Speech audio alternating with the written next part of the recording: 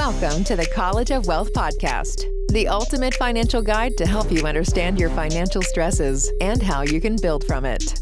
Your lessons won't be in class, and your projects can either save you or earn you money. We host episodes 2 times a week on Tuesdays and Thursdays to help you reach your financial freedom. Now let's get started with your hosts, Owen, Paradis, and William Goulet.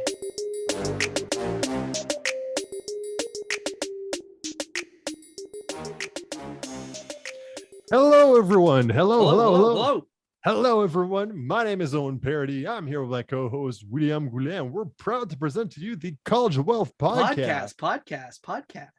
Wow, that was actually a lot of energy there, Will. I love it. High energy, no voice crack. We're back in action, buddy. Oh, yeah. It's like as if we've done this over 100 times here on the podcast. Almost as if, yeah. Almost as if, exactly. But actually, honestly, with you, this is actually your 100th episode with us. This is my 100th episode. I'm pretty happy, man. Some changes have happened since, including a whole break, but no big deal. No, exactly. Nothing too much there, but that's exactly what we adapt and overcome our challenges and improve upon it. That's right. So without further ado, this is a financial podcast that teaches you the latest and greatest information about money, because at the end of the day, this is a crazy money-making world. The world is made to make money, and craziness, no, it is kind of crazy too. So yeah, you're right. You're right on those. It's kind of crazy, just a little bit here. We like to go and we like to capitalize a little bit on it here on the College of Wealth podcast. But talking about that, because there's financial involvement, we like to go and say that this podcast is for entertainment purposes only. Yes. Like to go... So yeah. Totally agree. Entertainment purposes only, and also this is pretty good information, right? So do consider it. As we say, we do like to get those gears turning, right? Yeah, no, for sure. If you're considering it and you take it for its entertainment value, put them together, valuetainment. Just kidding. That's taken. That's taken. We can't do it. Infotainment. Here's what I'm thinking. Yeah, okay. I like that. What do you think? That just flows a lot better. I was gonna say it's missing a little something. Yeah. What about our information, Will? Come on. He's like, I don't want to toot my horn here, but no, Matt, this is good stuff. Like I said, I said it once and I'll say it a million times. You have written a book. Literally on personal finances to the point that I actually started another book to write new information, honestly. But with that being said, though, we like to go and say that information because both Will nor myself are financial advisors by any means whatsoever here. Certainly not me anyway. Well, me either. Me either at all. True. But we at least we studied the business. We both have our bachelor's degrees in business. We both work finances. We both work in the business industry. And just to kind of sort of prove that we really like this kind of stuff. But at the end of the day, although we like this stuff, we created this podcast for what reason, Will? At the end of the day, you and me, both of us, like to make money. And, yes, that's true. Pursue those opportunities however we can. And in some cases, we love to save money. I saw you almost word the words out, mouth the lips, the words. Oh God, I'm taking over. No, it's all good. I like it. I like it a lot. It's always funny to see you do that. Up. Well, no, the way you always say it like, who is it? Was it Star Wars? No, Star Trek. When he Shatner, he always talks a little broken like this and very slow. Yeah. So when you always do that, when you do your sequence, it says, well, at the end of the day, we like to, and you talk very broken, and it's to a T to the podcast now. I've only heard of William Shatner, but I don't know a thing about him. So, except he went to space. I know that much is true. Yes, that is true. That is true. But today is actually a money-making episode. So hopefully you'll be able to make Oh. enough to go into space. Yeah, Will's like, exactly. $250,000 like a few years ago. That's how much they were to go Yep. to orbit. Yeah, it's crazy. But we're not talking about space here today. I mean, yeah, technically we are talking about space. Oh, headspace. No, Oh, not headspace. Here I go naming everything that's trademarked, eh? We're talking about residential space. Ooh, okay. Because today's episode is how to make money with Airbnb Right on. without owning the property. I've seen some of these before, and I always thought they were almost trying to be snaky. Are we being snaky today, Owen? No, not necessarily. We'll be law-abiding citizens. Yes. Okay. Yes. And I mean, everything that I'm saying here, make sure you talk to a lawyer or a professional, because we are not lawyers here on the This is not Caldwell legal podcast. advice. No, we're really not. And I'm going to say this because everything I'm going to say here is actually they're legit ways of making money. Right on. I'm just full disclosure, I haven't done this myself. Me neither.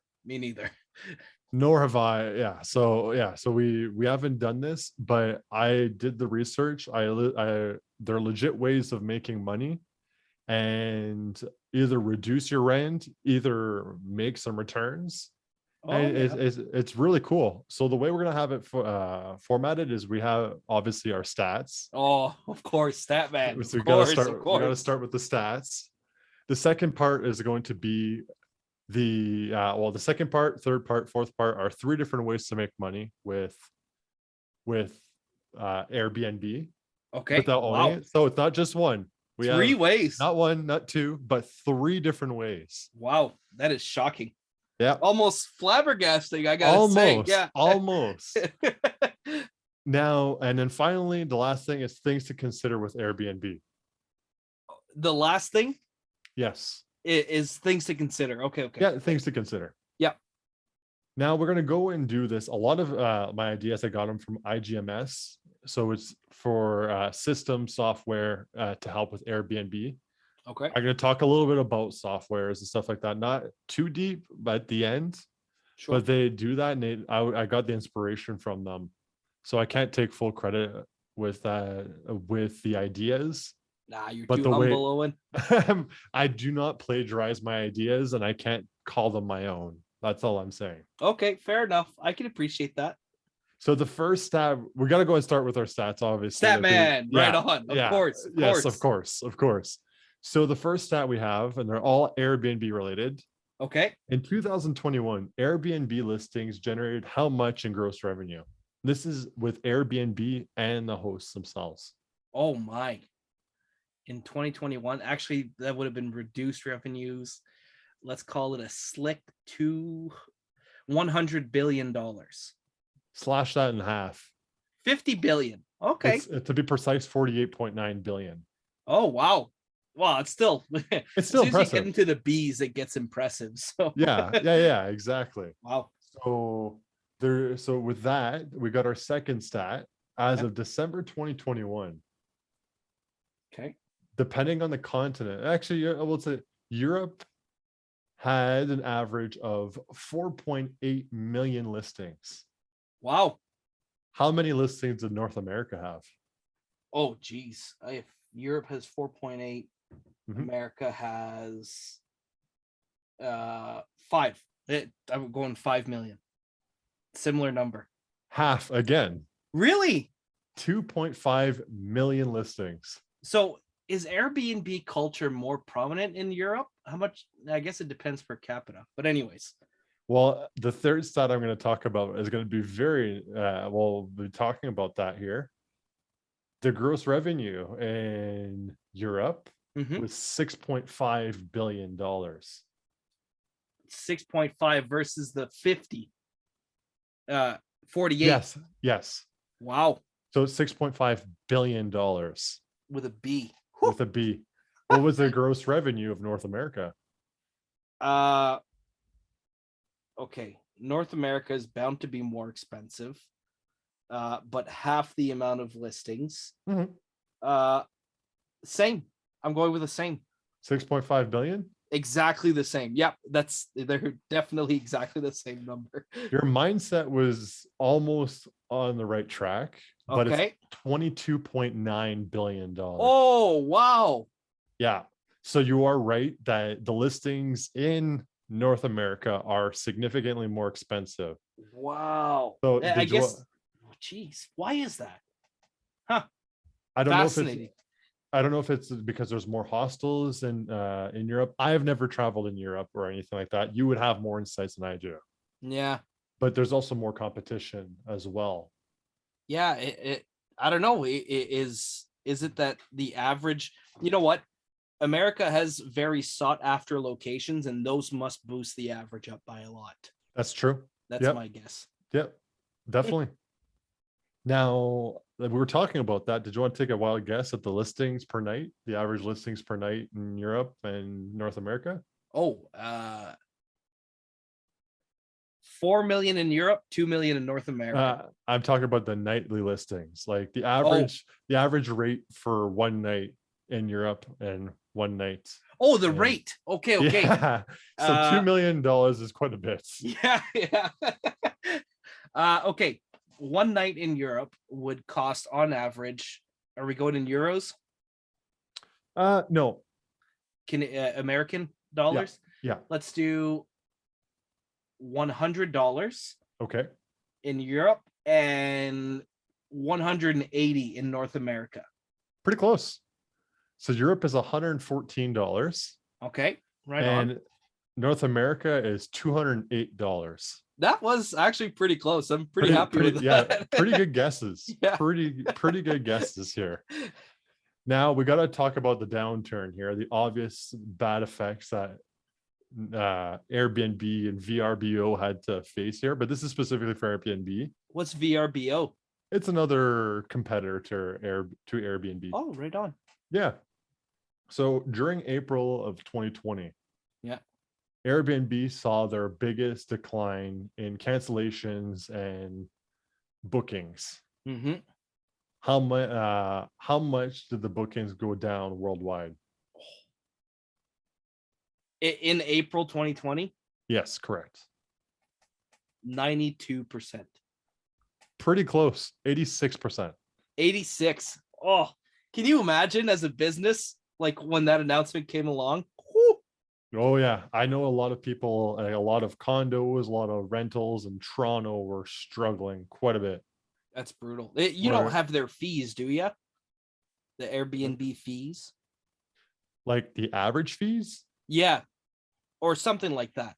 Well, I do talk about a little bit of certain fees that are included in here further into the podcast. Right on. We'll dig in. Certain specific fees that we talk about. Okay.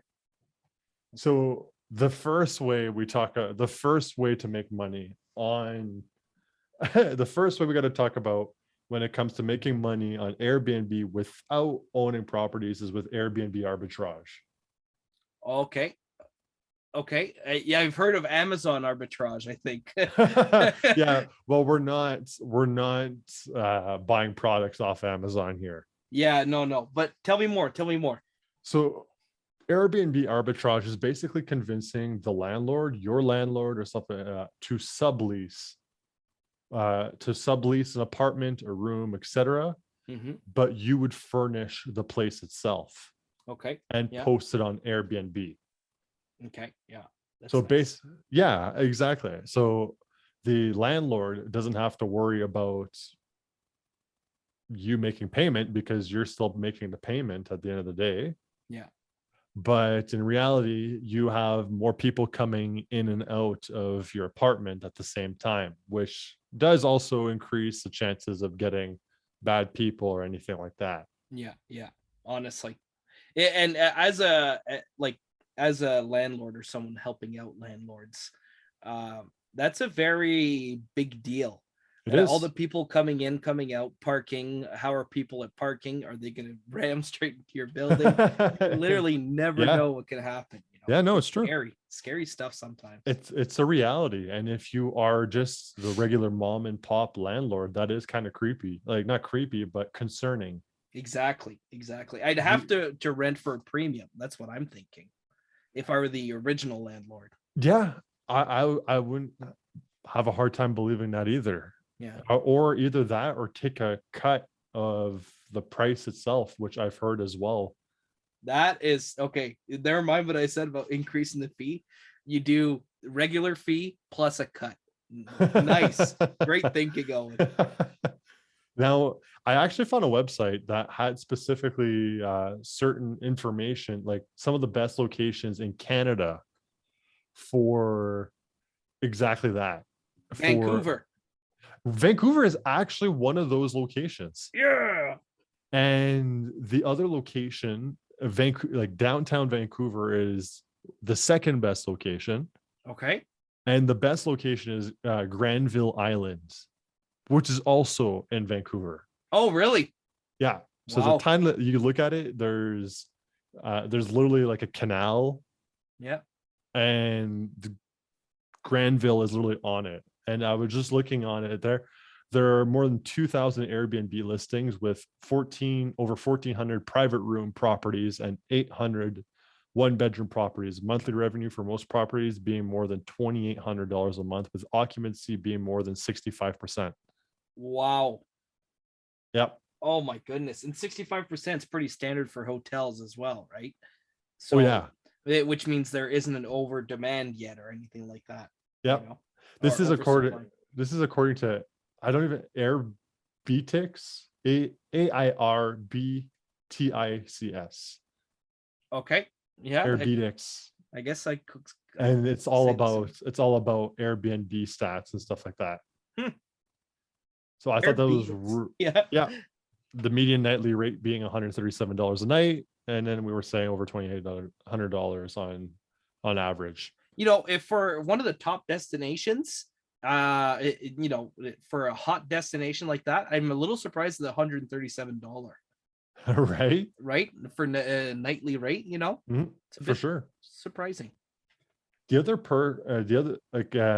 it's really interesting to say the least, but like I was saying, every state, every province, every city has their own laws. What they define a short-term stay. And I know that Quebec came out saying that short-term is anything less than 31 days, so anything less than a month. Okay. And there's certain protocols, certain licenses that you have to get as well. Oh, yes. So in that case, if you want to get into that, it'd probably be best to get yourself an LLC. It'd be best to go and get yourself a business license, limited liable corporation in that case there. Get that corporate veil going. Yeah, exactly. It gets you covered. It gets your butt covered, really. Not legal advice, but yeah. No. This is business. This is business talk here. Exactly. It's just gear turning talk. So the last thing I have to go and say for Airbnb arbitrage itself, it's not passive income. Oh, true. This is you have definitely to participate. Not. Oh, yes. It is very engaging. You have to take care of all the bookings. You got to make sure that all the cleaning is done. You got to make sure that the keys are given in time. You got to make sure that everything is done correctly. Yeah, honestly. Because a lot of people don't realize the amount of work that's involved when it comes to Airbnb, or just even a hotel in general. It's not easy work. I mean, just try cleaning your own hotel room the one time. See how much time it takes you and say, okay, well, how much would this possibly be worth? Never what you think it would be. Yep. You know? Oh, no. Exactly. And a lot of people really underestimate the amount of work that's involved. Picture like a massive building, like a massive house, a 5-bedroom or something like that. And you had a bachelor party or a bachelorette party that just went through that. Yeah. Oh, I highly doubt it's spick and span when they leave. Well, and that's the thing is hotels, they do their savings by having certain policies. You know, we only wash X every X amount of time, and and that's how they're gone are the days where they clean your room every day. Yeah, true. Now you have to request for it every day if you want it. They'll do it, but they're like, "Oh, would you like to request that?" And they try to make it just a little embarrassing for you to say, "Yes, I want a clean room every day." Oh, well, Like, well, on our trip, my girlfriend and I, we thought that little ticket that you put like the do not disturb sign, Yeah. we thought it was a do not disturb sign. It was not. It was please clean room sign. It is two-sided, Owen. Oh, well, we Yeah. only saw the do not disturb sign. There's both sides. So one side is do not disturb, the other one is service please. Well, because we were there and it's like, oh yeah, well, every second day. We're fine with every second day. Yeah. Well, then sure enough, it's like, okay, well, second day comes, we get back to our room. It's still dirty. What's going on here? Yeah. So we did not have a single cleaning. I mean, we were only there for 3 nights, so it wasn't the end of the world. Yeah. We're not messy people. But now I know that the other side is cleaning as well. Yeah, honestly. So yeah, big changes, man. And you don't see that at Airbnb. Definitely not. Airbnb is once you're done. Once you're done, it's the cleanup. Correct. There's no towel service, depending on the location, but most times there's no towel service. It's treated like it's your own place, basically. Yeah, exactly. And what about you, Owen? Do you prefer hotels or Airbnbs? Have you stayed at both? I have stayed at both, and I have to admit, I almost find that hotels almost have a slight edge nowadays. I tend to agree. Yeah. Like if you asked me that same question 5 years ago, I would go and say Airbnb hands down. Yeah. I remember I went to on a trip to Toronto with a few of my friends. We were like 3-4 of us. Mm-hmm. And we got this beautiful condo in downtown Toronto. Like it was by the convention center, and we were literally 2 blocks, like 2-minute walk from the convention center. And it was amazing. And I thought it was so cool, and had the kitchen, had everything. We did groceries, and we saved money on food. We did some groceries, we cooked there. And I think it was something like $150 a night, $130 a night per person, or in general? I think it was $150 a person in total. Per night? No, total. For how many days? For 3 nights. It came up to $600 or $700, something like that. And I think we came up to $150 each. So $50 a night, that's a good price, man. Oh yeah, it was amazing. Versus the hotels were charging like hundreds. It was going to cost us like $250 a person. Yeah, exactly. And so nowadays you look at the same hotels or the same Airbnbs, and they're $250 a night for that same stuff. They've gone up like crazy. I don't know what it is about it. It's not well, if it's going to cost me the same price, I'm going to go with the professional cleaning thing and not, someone's bed or anything like that. But that also, like, you're right on that, but it also shows a profitability on these properties coming around. So if you want to go in arbitrage, it's an awesome way to. Yeah, because there's so much demand everywhere. Yeah. That there's a demand for both. There's still a demand for both, so they could live hand in hand with no issues. And your expenses are a lot less too as an owner. And if you do things yourself, so your margins are even better than hotels at times, Oh yeah. Oh, I agree. Definitely. Now that we got the first component in here, arbitrage. Yes, it's important. I gotta go and say that these ones are more business related. Oh, still, and I'm in. The second one is to start your own Airbnb cleaning service. Oh, true. You don't need because you don't have to own. Yeah. No, exactly. You don't need to be an expert. You don't have to have a degree in cleaning or anything like that. But you could actually literally do your own thing and start your own cleaning service. I've known personally some people who've started cleaning businesses and have done well for themselves. Honestly, lots of money, high demand too. There even for the people who don't even own Airbnbs, there's a demand for it. Yeah, true. Well, if the thing is if the price was right, would you get someone to clean your house? Oh yeah, for sure. Yeah, without a doubt. No two ways about it. I would pay a little bit extra just to do that. So you're just one negotiation away from hiring someone to clean your place. The biggest thing I've seen, and this is where it comes into, most small Airbnbs don't have cleaning services. It's Right. typically the larger ones that will have cleaning services. Yeah. And usually it's like anything above 2-bedroom plus. Mm-hmm. So a bachelor pad, if you're charging a massive cleaning fee, just sounds ridiculous. You're just not going to rent.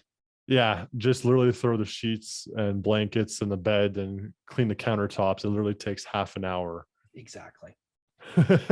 Honestly, so long as you have bought a second set of sheets. Yes. Yeah. You need to have the foresight. Yeah, that'd be gross, but yeah, I agree. I mean that way you don't have to take them off, wash them, and then put them back on. No, I'm saying it'd be gross to keep the sheets on. Oh yeah, no doubt. And they say usually for the larger places, so anything like 4 bedrooms or bigger, yeah, they charge around $150 plus for cleaning fees. Oh wow. Yeah. That's pretty brutal. Per stay. Okay. It's not $150 a night just for food. It's $150. Airbnb couldn't justify it. Like they were talking a little bit about service fees, but that has to do with Airbnb, and that is not something that the host can actually dictate. Yeah. But the cleaning fee, the host can dictate. And I've seen some hosts, like if you have, for anyone who's out there, if you see a cheap price or a very cheap Airbnb, go and check the cleaning fee. Yeah. Because I've seen, and I remember looking at some of them, 2-bedroom, just a 2-bedroom place. And it's like, oh, wow, $100 a night or $80 a night. This is actually pretty nice. And you go and look at it, and it's like a $250 cleaning fee. And it's like, well, this is redundant then. It's like, this is where they get you. And there's something weird about Airbnb's pricing scheme where it seems they show you one price at the beginning, and then it says, okay, at checkout it'll be this much, and it changes throughout, and then at checkout it's back up again. What is this?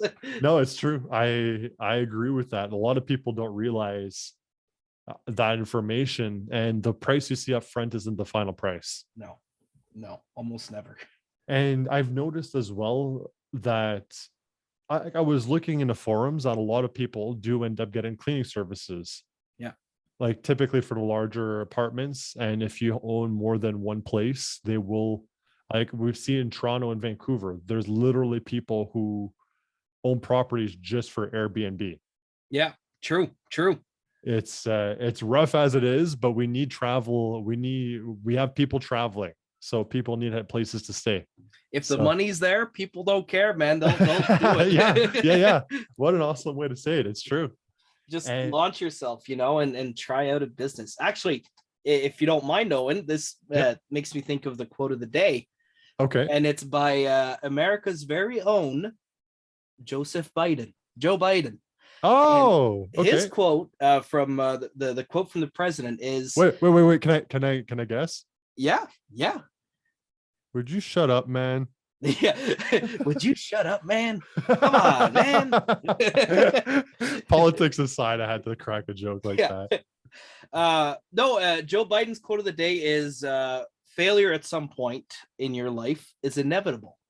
Yes. But giving up is unforgivable. Oh, wow. Right? I like that. That is good. So you'll hear some different business ideas. Like today, we're giving 2 and then maybe a third one too. Yes. So we're giving out 3 business ideas that are potentially a little bit lower cost to start than a typical business. So, hey, if it does interest you, give it a shot, and maybe you'll fail, but maybe you won't. And even if you do fail, you learn. Don't give up. There's plenty more opportunities. Exactly. There's no such thing as complete failure. Yeah, exactly. Giving up is when you actually fail. Exactly. Yeah. Exactly. Now, with this here, a lot of people don't realize, but the other thing, well, actually, one thing to add that people also realize, we went through a pandemic, and cleaning is definitely a top priority, even to this day. Yeah. Well, now that's what the hotels are using to gouge Yeah, up the yeah. prices. But imagine, like, so many places are short staffed with that kind of stuff. So it's an awesome opportunity to be cleaning staff. Honestly, and it's something like a pandemic and fear of a virus and things like that Mhm. created so much more demand for it. My workplace had a cleaner come by twice a day, clean every touch surface that everyone has. Yep. Twice a day she would do that on top of the additional clean that she would do at the end of the day. So, it creates huge demand, and there's opportunity for sure. I remember a saying, and this is off a quote from a man that you and I both know. Okay. But Who shall not be named? I could say it if you'd like. Well, I don't care. It's how personal is this? You know better than I do. Say the quote. Say the quote first, and So the quote is, find something that no one will do, no one wants to do, and do it better. and do it better. Someone we both know personally. His name is Hank Rutherford Hill. Well, that is very great advice from Hank Hill. Yeah.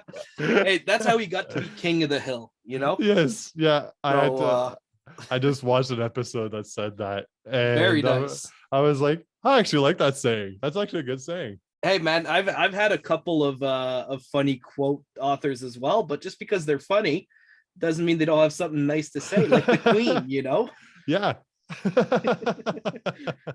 Exactly. So in these cases, the cleaning job is not a glamorous job by any means here, but I find it so funny. You have some of these people who are there and it's, yeah, I'm a cleaner. Well, I make six figures. Yeah, exactly. What bigger flex is it than that? Like, and what's nice about cleaning is when you get into a high opportunity market, maybe you start off as a cleaner and you're doing all the work, and then all of a sudden your boss or your client is saying, hey, I got something else for you. Do you have more time? And you don't have time. What do? You hire someone. Yeah. And maybe eventually you get to actually step away from the cleaning action and you just get to run that business and you're dispatching people, I literally wrote that as my next point for this, is that you get, but it's okay. It's perfect. You get very well connected with your clients. Honestly. And you get in there, you get dirty, and you get to talk to so many people. And then it's the classic referral system, Yeah. Word of mouth. Word of mouth is huge. You end up, and they say that usually the best way to start off with this kind of business is through actually joining host groups like on Facebook or anything like that. Okay. Or online marketing. I actually known people through like Google AdWords or Facebook ads. Yeah. Awesome way to target landlords or anything who would be interested in something of that kind. Oh, right on. I imagine it must be hard to start as a side gig though, right? Just because of the hours of operation, the typical hours of. That's what I was going to say as my last point. You typically need to be very organized and you need to be available. Yeah. Because think about it. Let's say you have back-to-back bookings. Someone's leaving that morning, you have someone arriving that evening. So you have that small time frame that you have to go and clean that entire place. 11 to 3 is usually, check-in usually starts at 3 and check out at 11 in the morning. Oh yeah. Although one thing I want to add to this is there's a great opportunity for you to value add to whoever your client is. Yeah. So maybe you want to supply little soaps and little shampoos, and you just have a small little markup on that, and you just charge it straight to your customer. I like that. It's true. So opportunities all over, man. There's so many ways of making money, and that's kind of why I added this, because I thought it was cool. Yeah, and I agree. We got to talk about our last one. Yes, okay. Our third one. Yeah, but it's cool because you're talking about markups and anything. This one I think is really cool, and it's to become a co-host to the host itself. Oh, okay. Tell me more. So basically you become a bit of like an assistant. So help the owner of an Airbnb with listing photos, upkeep, reviews, and in some instances cleaning as well. Sure. You become a Okay, bit of yeah. an executive assistant to those people itself. Oh, so okay, maybe it's something like this. You're renting from you have a coworker or a boss that you're renting for. Let's say Okay. boss. Yeah. You're renting from them because they were accommodating you or something. And then Okay. as you move out, you say, well, you know what, boss? Like maybe what I could do is help you sort of manage this, put this online for Airbnb, and we split profit, something like that. You could do that. Yes. That in this case too would be like managing bookings, managing the times, the listing, making glamorize a listing, Yeah. take the photos or anything like that. Because Staging is sometimes, yeah, huge. staging, that's a huge thing. Exactly that. You become the person who basically hosts the listing itself, but you're not technically the person who owns the property itself. I see. So how does this work? Do they usually get pay the host directly and then they pay you? Yes. Or Yeah. So okay. typically they get paid on a monthly return. Okay. So So it it's depends on similar. the agreement there, but I see. Okay, so it's similar to the arbitrage, but they front the money. no, like I said, you're more of an assistant. Okay. Like I said, you are going to help them out with their listing. You're going to help out. You're the expert here. Of let's say they don't have to worry about anything. You're just the one who's going to be posting the listing or anything like that. You're not going to be the one providing the furniture. You're not going to be the one. Oh, okay, Yeah. okay. Like I I see. said, you're just managing you're technically like a quasi property manager. You're like an expertise or a consultant of some sort, right? Yeah. And actively running it. Correct. Oh, Yes. I see. Right on. Yeah. No, It's that is really, cool. yes. And especially in bigger cities, it's definitely valued. And that's no money down. Exactly. It's very, very cool. But Wow. here's the coolest thing about this here. You don't have to be in a big city to do something like this. Okay. All right. You could do this online. You can help them tailoring the posting. You won't be able to take the photos, obviously. Sure. But you can edit photos if you're good with Photoshop or something like that. True. You can change the lighting or anything like that. You can make it a lot more, a lot nicer. Yeah. You could also, like I said, the listing itself, you could do the booking, you could do the prepping or anything like that, do the messaging, comment on reviews that are left. Yeah, true. Manage those if they're positive or negative. And yeah. And also organize if there's any type of issues, try to organize it with the owner. So they don't have to worry about, I guess you could say, how can you say it? Broker. Managing problems. Oh, yeah. Problem solving. And yeah. Well, definitely you can do that remote, I guess. And if you know that someone's checking you out it's your responsibility, you call a cleaner, you say, hey, make sure to come clean this place and put it on my credit card or the landlord's credit card, something like that. Exactly. And the big bonus to this too is it's like you said, it's extremely low cost. Yeah. You may need to pay a few subscriptions or anything like that for bookings or managing things like that. But the same thing as cleaners, you get to connect very well with landlords, with property managers and all that who work in that industry. Yeah, guests as well. So if you're renting an executive suite, or at a condo or something like that, well, the people who are going to rent that, they're not making minimum wage. Let's just put it that. That's more than likely. True. More than likely. You never know. The third thing I got to go and say with this, I noticed through a blog that on average, the average fee is around 10 to 20% of the listing of the nightly rate. Yeah, this is the fee for the person who's managing, co-hosting. Yes, correct. That's pretty good. That doesn't include cleaning though. Well, that's at the landlord's expense, the cleaning. Yes. Okay. Yes. So if you have a nightly rate of, let's say, $200 a night, well, that person is going to be getting anywhere between $20 to $40 per listing. So it's not insane cash, but it's also not insane work either.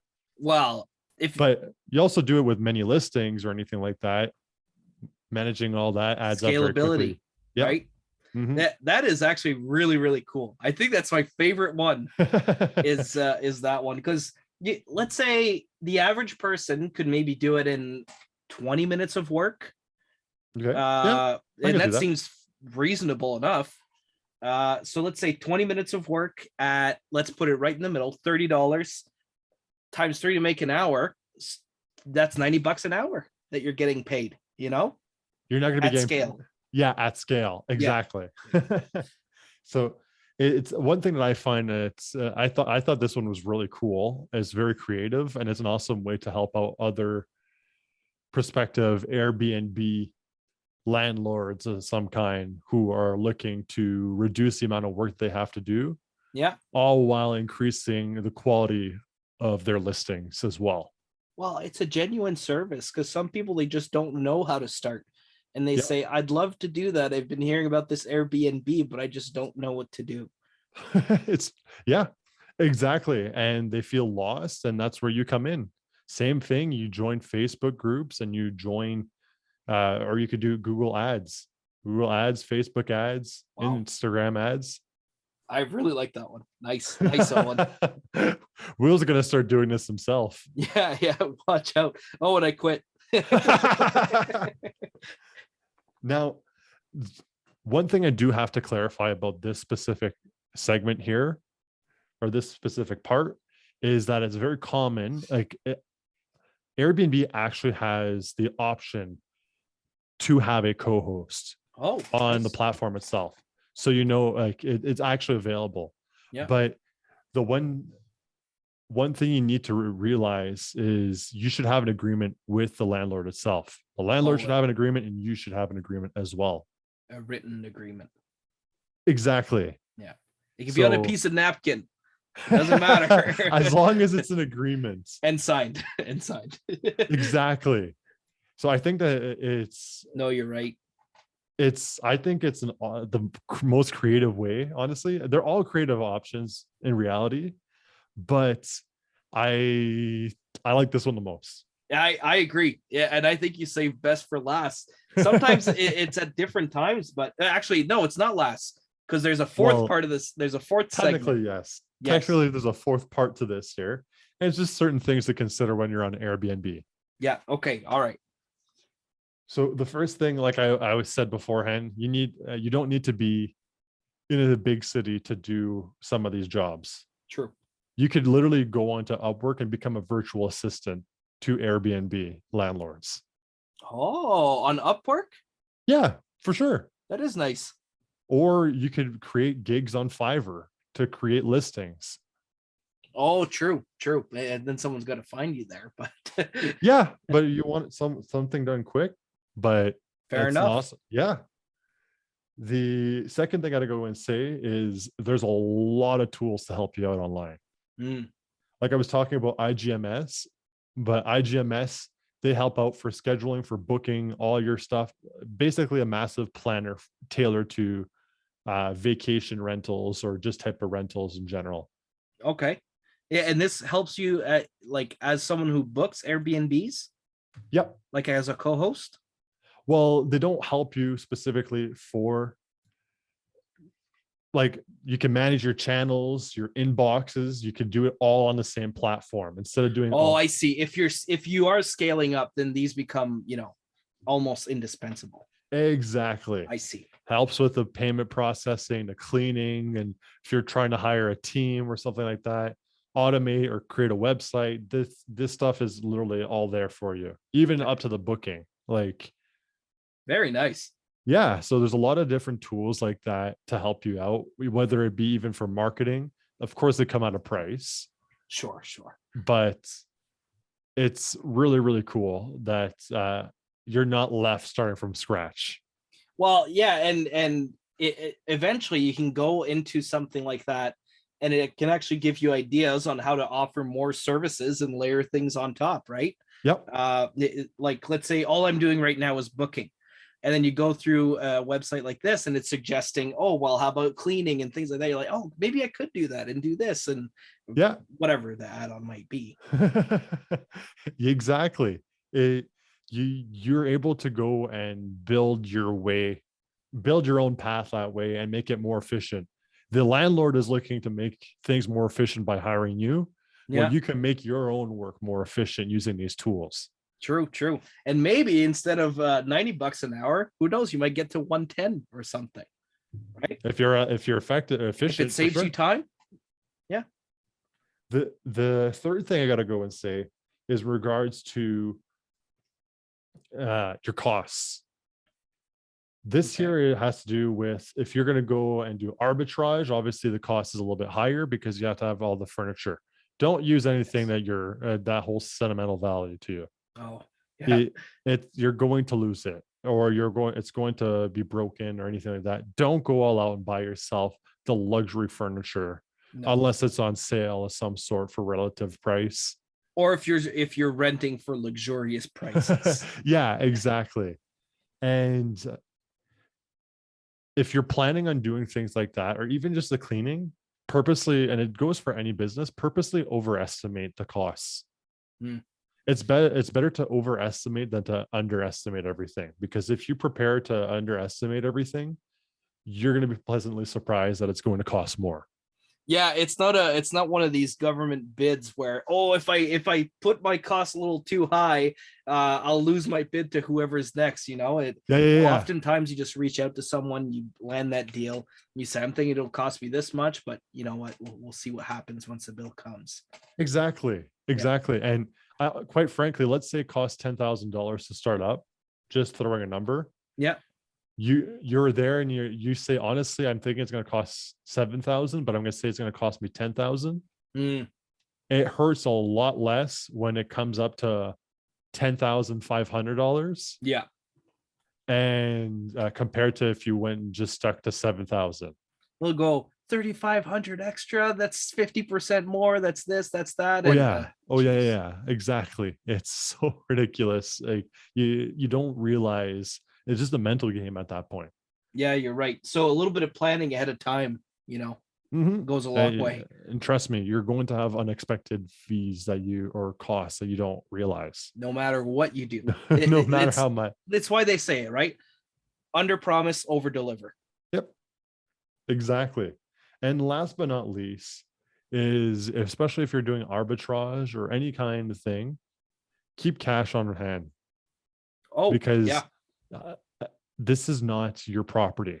So if there's any type of damage done to the property itself, you're the one that's going to have to go and fix it. Yeah. And you have to front the money. Oh yeah. You're going to be having to go and make the repairs there. You're going to have to learn how to do that stuff because it's not your property. Yep. It's not right for you to go and leave that property in that state. Well, a campfire rule, right? That's my favorite thing, is the campfire rule. It's you leave it in a better or same state that you found it in. Yeah. And that's a good rule for anything concerning the like if you're renting, if you're doing arbitrage, anything like that. Anything. That's why I always hated the term treat it like a rental. No. Yeah. It doesn't mean to treat it like crap. Treat it like your own, for crying out loud. Honestly. And you get so much more appreciation. Anyways, I don't want to get in the whole. You get it. No, for sure. So with that being said, this is episode 104, making money with Airbnb without owning a property. Wow. I really, really liked it. Good. It actually caught me off guard when you said there was 3 options, but son of a gun, you pulled it off, Owen. I'm full of surprises here. Yeah, you are. And great surprises. So bang on. Thank you for that. That's awesome. But with that being said if you like the content that you listen to or watch, that is, go and watch us. Go and give us a 5-star rating on Spotify or Apple Podcasts. Or a like on our YouTube channel. Yeah, exactly. At College of Wealth Podcast, that is. Yeah. Give us a follow on, at College of Wealth Podcast on Instagram as well. We post a lot of content there. It's a lot of information, a lot of fun. honestly. And The theme, the Instagram theme, Owen, I really like it. It's so nicely done. well, I'm glad you like it because I love it too. So that being said, my name is Owen Paradis. I'm here with my co-host William Goulet, and we're proud to present to you the College of Wealth podcast. Peace. Ciao. This has been your daily dose of motivation with the College of Wealth podcast. If you enjoyed the show, make sure to leave us a positive review on Apple Podcasts and Spotify. It would be greatly appreciated. Thank you for listening, and until next episode.